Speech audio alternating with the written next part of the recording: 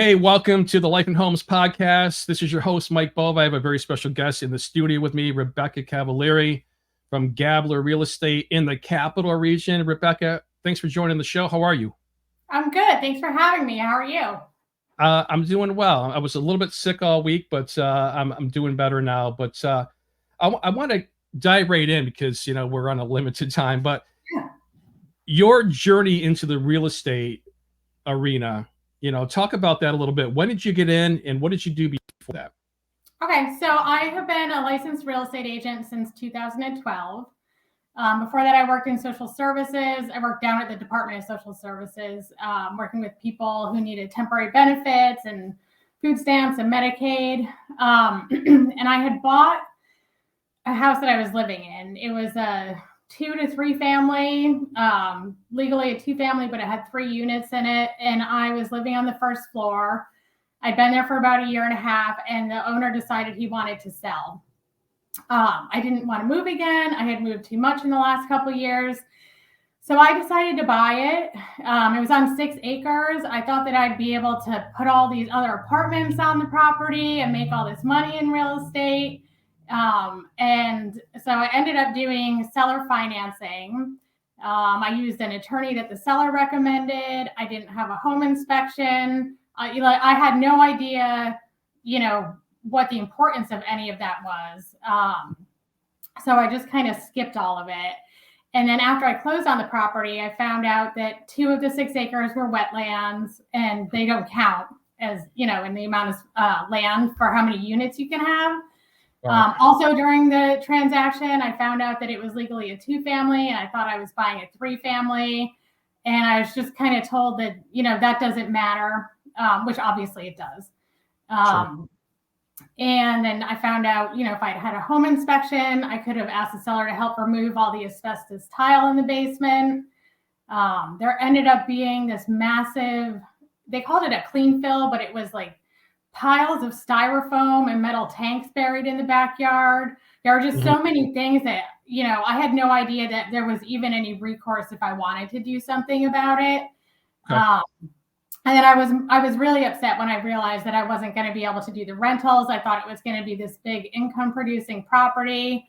Sure. And that's when I, really started getting interested in real estate. I was thinking, if I don't know all of these things and I'm out buying a house, how many other people don't know them. So I would say that one of the most important things to me when people are buying a house is that they kind of, hear my background and hear what I went through and understand that, they're not expected to know everything that's going to happen. That's what my job is. And I'm going to make sure that, the things that I went through, were all learning experiences, and having learned from them, I'm not going to let my buyers go through the same kind of thing. That's awesome. That's awesome. It's so needed in the industry because most people just do not know what to look for, and they have to get a real estate agent that they trust that's knowledgeable. You've been in the game for 12 years. I interviewed somebody earlier who was in for 9 years. And so talk about when you first got into it. Were you still working? Did you have a parallel income? I mean, was it like the first couple of years were rough, or was it? It was pretty rough. Yeah, I had, so I've had ongoing back issues since I had my daughter. And my back had gotten very bad. I couldn't sit at a desk anymore. So I had gone out of work at social services on disability. And then they had laid me off because they couldn't make the accommodations that I was going to need to continue working there. So I didn't have an income. I was buying used appliances on Craigslist, fixing them, and anything else I thought that I could make a couple dollars off of. And then I would resell them on Craigslist. So that was kind of my supplemental income, which That's did cool. not really pay the bills. I was very, very poor for a number of years. Wow. And I had started with a small broker in town where I lived. She was my neighbor, actually. And she was great to work for. But, with her business, she didn't have a ton of leads that she could share with me. And as a new agent, some of the most important things are having somebody, not only who knows what they're doing, but they have time to train you, show you how to do everything, and then help you grow your business. Sure. So Annie, taught me a lot of things about the business. And back then we were still doing everything on paper, by fax, handwriting the contracts and scratching everything out.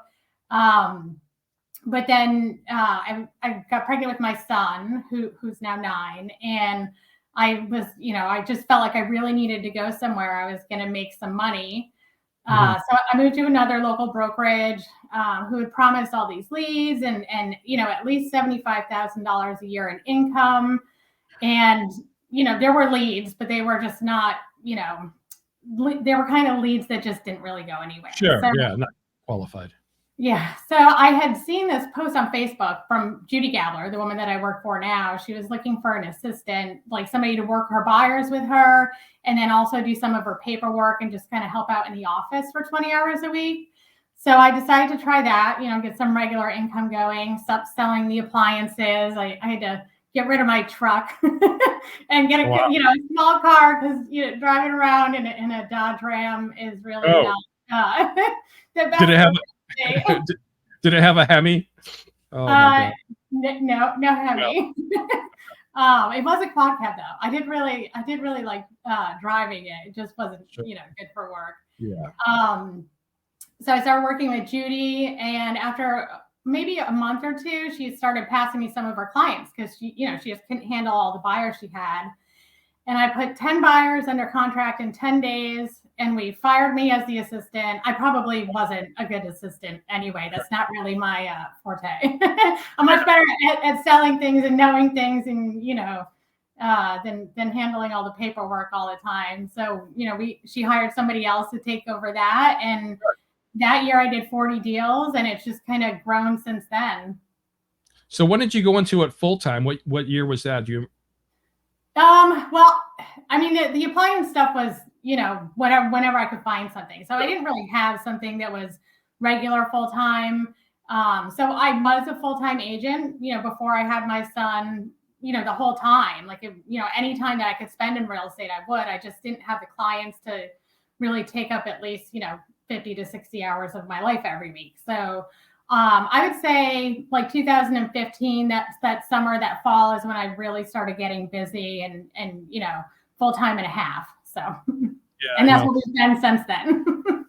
I was going to ask you, because I was talking to my friend Marty, and Marty and I were contractors way back when he got into real estate. And he's like, as soon as he gets up in the morning, he's checking email. When he goes to bed at night, how do you juggle that? Because you have a 9-year-old, Marty's a single guy. How do you juggle work life and home life? I mean, talk about that a little bit. That's amazing. So my amazing son does get dragged to work with me here and there. He used to love to come into showings with me, and he was always very honest. So we'd go in a house and he'd be like, "Oh, I love this place," or he'd say, "This house smells terrible. You don't want to buy it." Yeah. So I'm hoping he's going to have a career in sales as well. But and I think he's a little bit older. He would prefer to sit in the car and watch his iPad if he can while I'm inside showing a house. But he still comes in sometimes. I do have a team now, so I have 2 agents that work on my team. So I share a lot of my buyers with them so that I'm not out running around every evening and all weekend long, and I have that time to spend with him. Sure. Because before I had that, I really, he was just with me all the time. So that's opened up a lot of my evenings. And then while he's doing his homework, I'll be typing contracts, running comps on properties, catching up on my email, and then once he goes to bed, I'm running back through my email. And then I try to turn it off for the night, like around 9, if something important comes in, I'll take care of it. Yeah. But then I just pick right back up, 6:30, 7 o'clock in the morning. But I really enjoy it. So, it doesn't feel like work to me. It can get stressful when you have, 15 deals going at once and everyone needs something. And then you've got 10 people shopping, 5 listings coming up. It gets hectic and a little bit stressful. But, I don't know what I would do with all of my time if I wasn't selling real estate. Exactly. I mean, even retired people. I worked with a guy in the Berkshires of Massachusetts, and he was retired in his 70s, and it's like, I don't know what to do. So he got into real estate part-time, and he's doing very well. But I want to talk about like your team. So you're the team leader of Remotion, right? With Gab.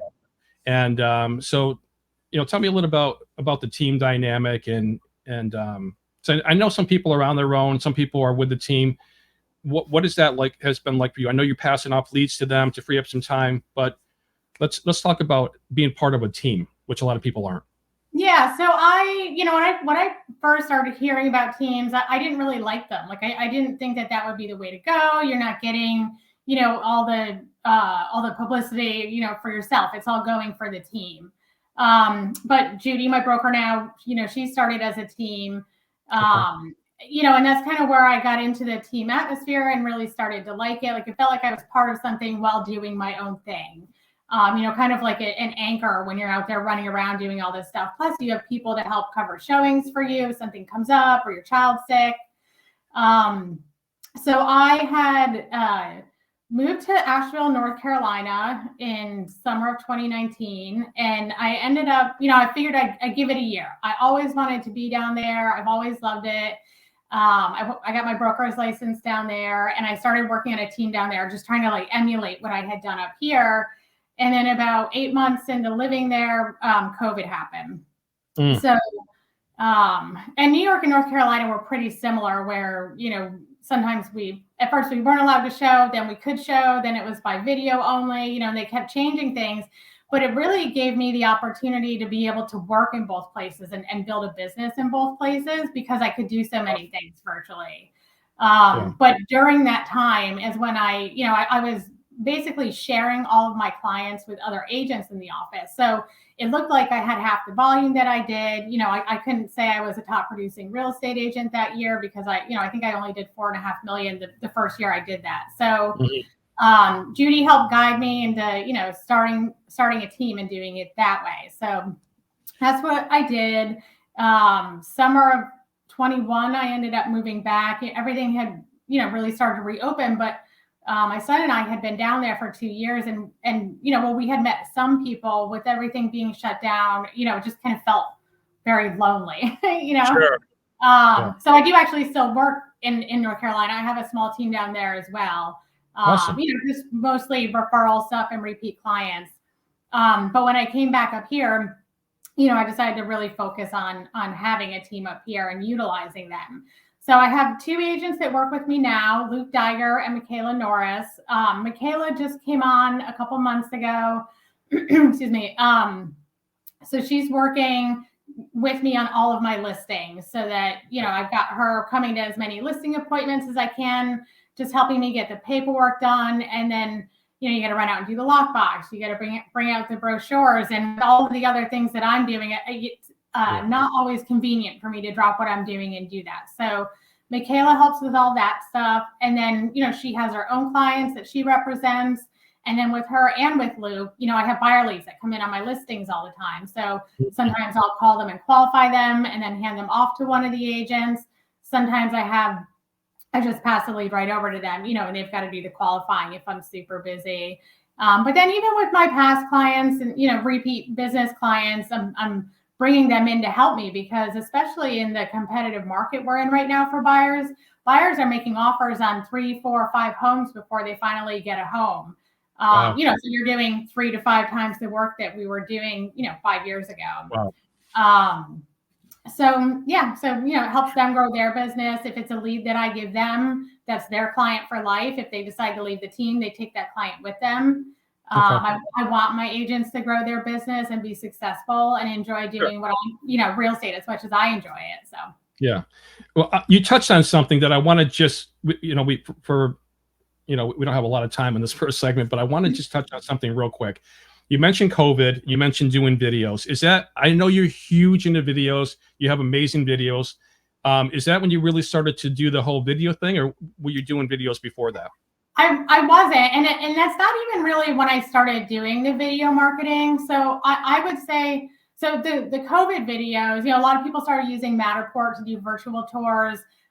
Or you have agents, so that somebody can look at the virtual tour from home. If you're not familiar with Matterport, it's kind of like a picture, but you click through it and it walks you through the house.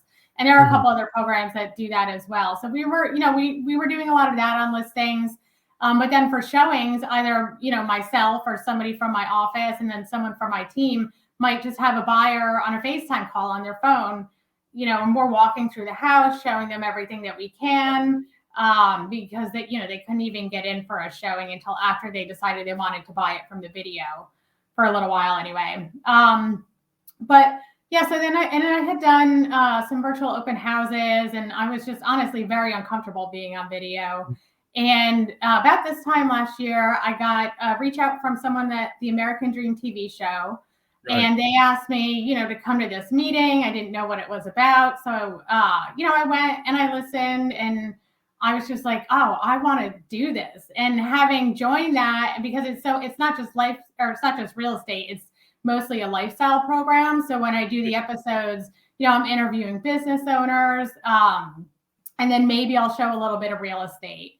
But it's really helped me get a lot more comfortable on the screen. And it's also introduced me to, a lot of different people and a lot of different marketing options that people were doing.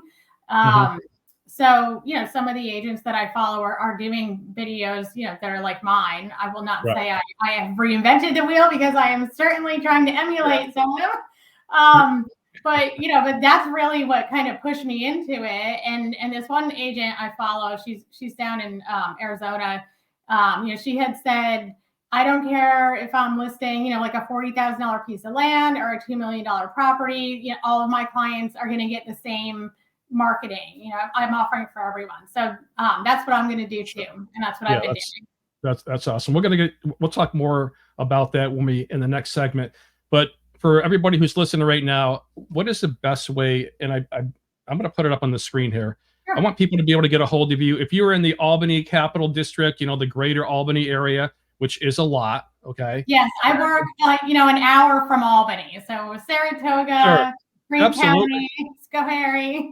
Sure. There's a lot of counties down there. Yeah. And I'm going to highly recommend that you get Rebecca as a real estate agent if you're buying or selling a home or whatever that is, property, investment property, whatever. She's very knowledgeable. I mean, we're talking 12 years in the business. So, it's up on the screen, but tell people you like text, because you're a texter. Always the fastest way to get me, because I'm always, very busy. So it's easier for me to just shoot a quick message back sometimes. But you can call me or text me at 518-210-4916. And then you can also reach me by email. I'm on my email all day, but checking it at least once an hour. And that's Rebecca, REBECCA @GablerRealty.com, which is GABLERREALTY.com. Yeah. Rebecca, thanks so much for being on the show. I hope you had a fun time, and I hope it made it fun for you. Everybody, we're going to be right back with more of the Life and Homes podcast right after these messages from our sponsors. Thank you.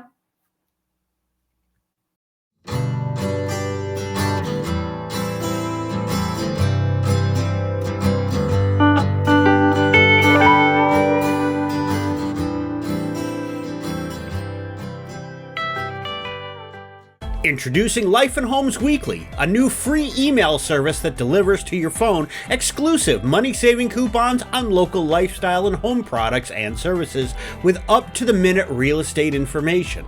With Life and Homes Weekly, you'll get this weekend's open house list, new listing alerts, searchable up-to-the-minute real estate listings, a copy of the area's largest digital real estate magazine, and valuable coupons. Just go to lifeandhomes.com, click on the weekly button, and subscribe for free. I was on the path to death.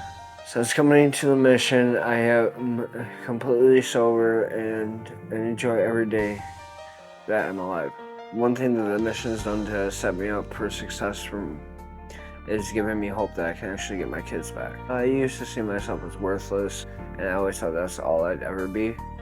But since I came here, I've realized that it's all in the choices you make, and it's given me hope. An update on the Noslick versus MLS PIN Commission lawsuit filed in December of 2020. On February 16th, the Department of Justice filed an amicus brief rejecting the settlement proposed late last year.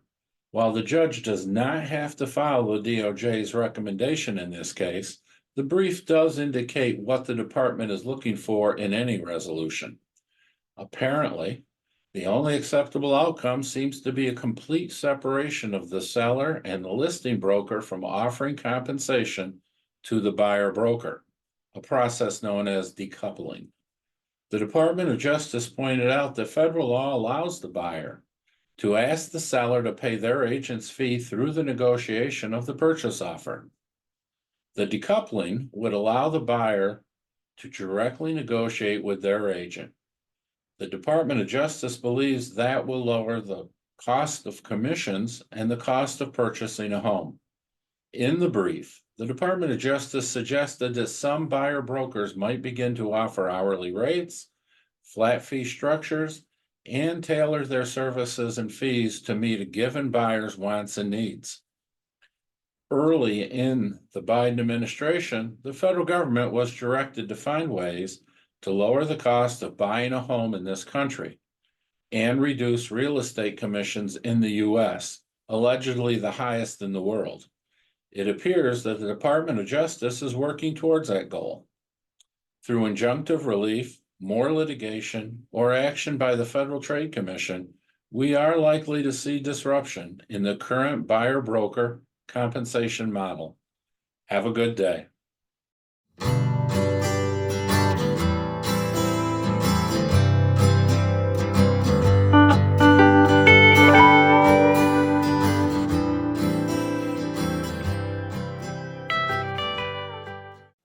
Hey everyone, welcome to the Life and Homes podcast. This is your host, Mike Bova. I have a very special guest in the studio today. He is the founder of Life and Homes, founded it back in 2000, and he's going to talk a little bit about the real estate platform that he's created, and then we're going to get into the hot topic of real estate.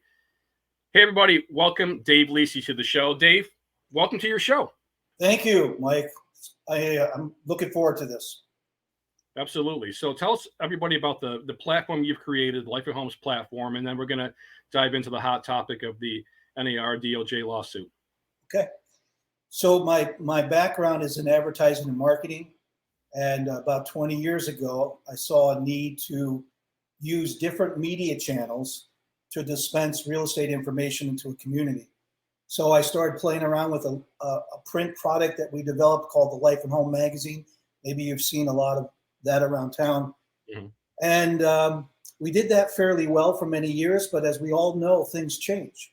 Right. Just before COVID, the technology of social video, online stuff just kind of went through the roof. And so I just started making a lot of changes. So now we do more of a platform, Mike, than what we did just a magazine a few years ago. And it's just grown. I don't know how else to say it. So we run a magazine, we do a website, we do social media. We're kind of like an advertising and marketing company wrapped up on a real estate platform, if that makes sense. Mm-hmm. Sure. I know you guys do a lot of things. I love what you said before. You said it to me before. You live in Tweaksville, and you have to tweak things. And yeah, I mean, COVID changed everything in 2020, and then nobody's doing anything. So yeah, you made a great reinvention. And talk about your MLS system. We're going to go into that. You have your own MLS, and then we'll talk about the NAR. So Mike, about 8 years ago, there was a small little listing service down in the Valley. That's upstate New York. And it really wasn't doing much, but the people that had started it many years ago decided that it was time for them to retire. So they came to me and asked me, do you want to take it over? And I really didn't want to at first, but I thought about it and actually prayed about it. And I just, I thought, there could be an opportunity here. Well, lo and behold, I took that little small Mohawk Valley listing service, and then I brought syndication to it, which simply means that we take a listing that's in a local community and then we syndicate it to about 100 different portals across the country. That's awesome. Like Homes, Realtor.com, and a lot of those things. And so it really just kind of expanded the footprint. The second thing that we did is we used our advertising and marketing abilities and really helped that local Main Street realtor build their brand into the community, because as we all know, real estate is about getting a listing, not just advertising a listing itself, but you got to get the listing. And one way to get the listing is to actually kind of market yourself into the community. So we use social, video, mobile, pretty much any media source that's out there to kind of help them expand their brand into the Sure. local community. Yeah, the real estate's different because you have the brand of the company, you have the Yeah. brand of Coldwell Banker, but you also have the brand of the real estate agent themselves. So this is a great way for real estate agents and brokers to get their listings out there. So let's talk about the lawsuit, and $1.6 billion lawsuit. Might be more, by the way. Okay, so I didn't even know it was like 1.6 billion until you had mentioned it to me. But what are the concerns that you're hearing from real estate agents and brokers across the nation, not just in the area, but across the nation? Mike, I would say this from what I can see, and I've got people that are across, the nation that I just keep in touch with. Sure. A lot of realtors are super nervous about what's going to be happening in the next, I don't know, maybe the next 6 to 12 months as this lawsuit continues to unpack. They're seeing that there's going to be some major financial changes to the way real estate is being done, changes in the regulatory way of doing business. So the point is that realtors they're just super nervous.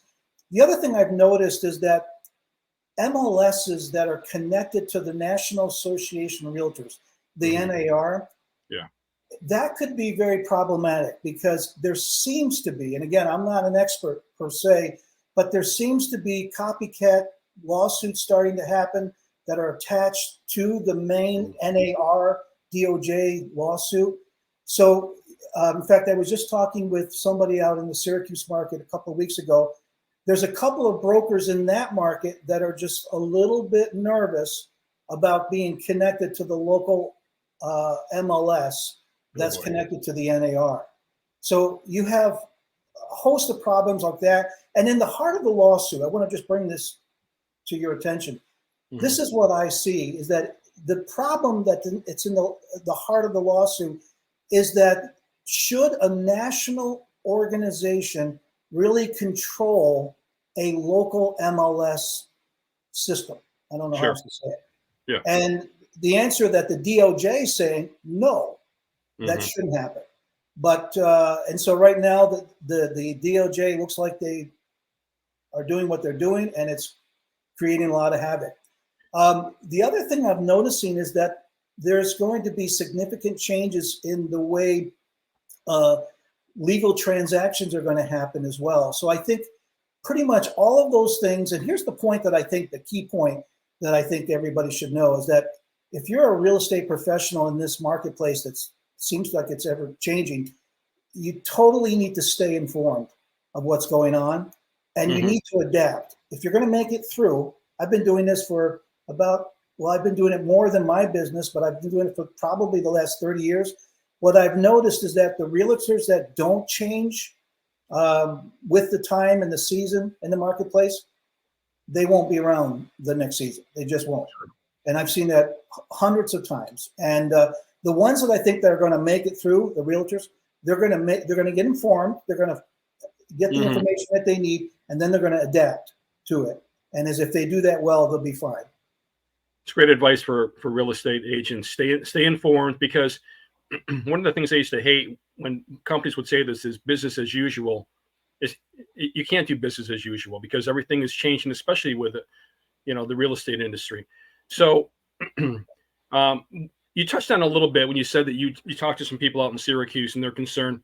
What impact do you think it's going to have on the areas of the Mohawk Valley and the greater capital region, the areas that you serve? Yeah. Mike, here's what I see. First of all, let me just make one comment.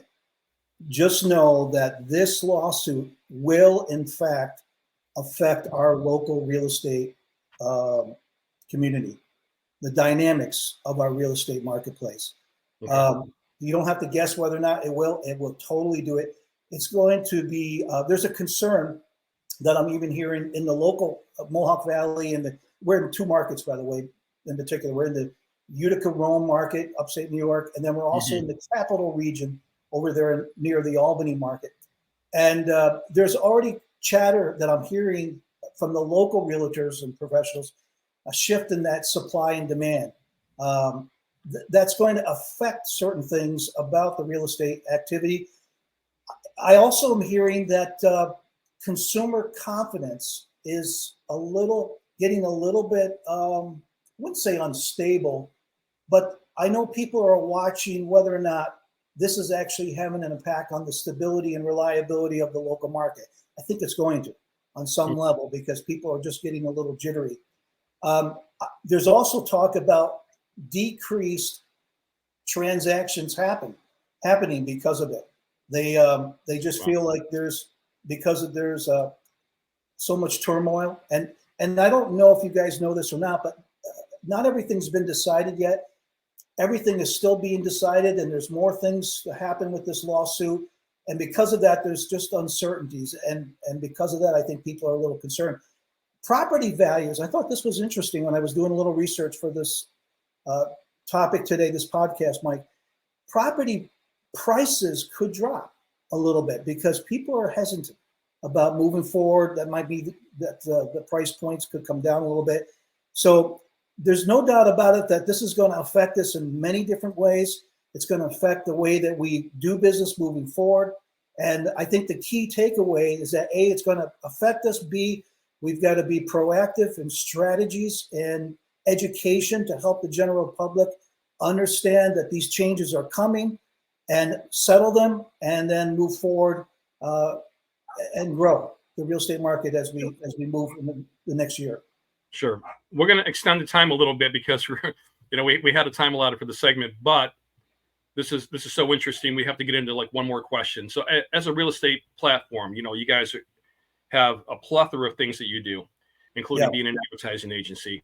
What are your plans to navigate the uncertainties of the DOJ lawsuit about the NAR on your media platforms? Yeah.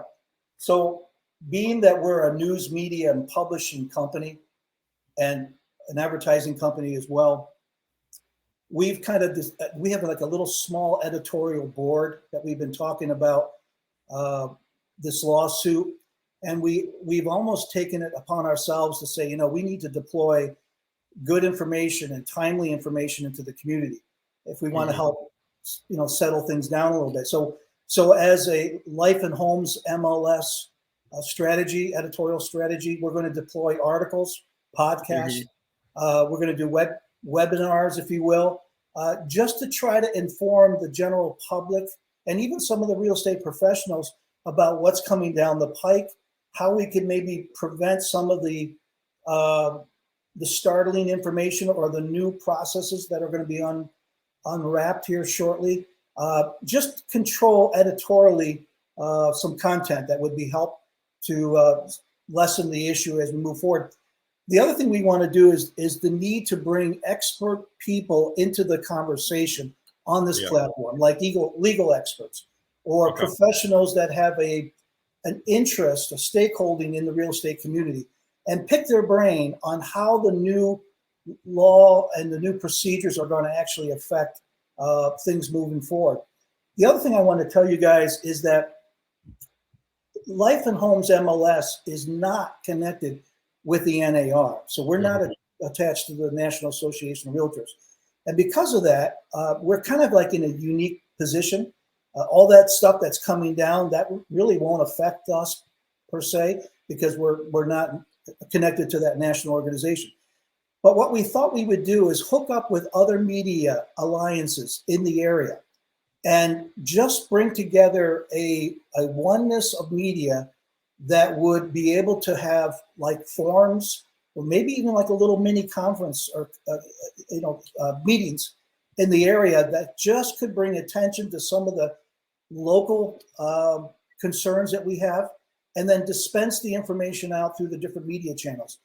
So Mike, those are the 3 or 4 things that we're trying to do. At the end of the day, we got to be aware of these things, but more than just being a news media and publishing company, we really want to dispense the right information at the right time to help educate people. So as they're making their largest decision of their life, we're going to be helpful in helping them give them the right information.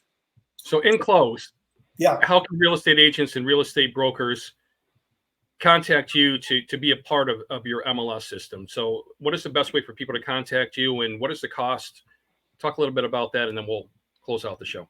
Okay, so our MLS, Life and Homes MLS, is very, very affordable. We don't have all the fees associated with running a national association thing. It's only $40 per agent per month.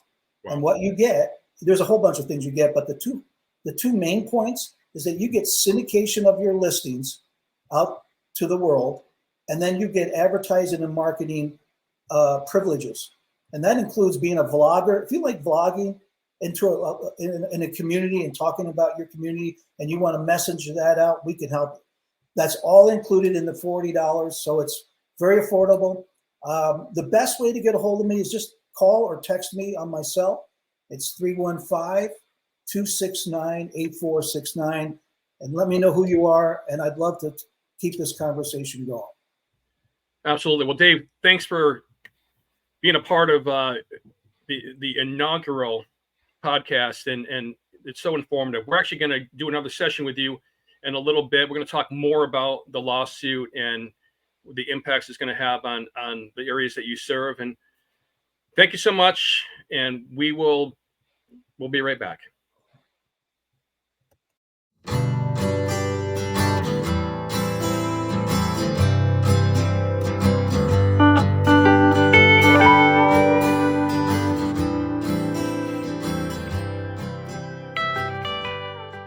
Introducing Life and Homes Weekly, a new free email service that delivers to your phone exclusive money-saving coupons on local lifestyle and home products and services with up-to-the-minute real estate information. With Life and Homes Weekly, you'll get this weekend's open house list, new listing alerts, searchable up-to-the-minute real estate listings, a copy of the area's largest digital real estate magazine, and valuable coupons. Just go to lifeandhomes.com, click on the Weekly button, and subscribe for free. Before I came to the mission, I was a drug addict, no good person. Since coming to the mission, I'm fixing my family relationships and being there for those that need me. I was beaten down for so many years, and now it's my time to shine. There's more to life than just drugs. Starting to become the man I used to think that I could be.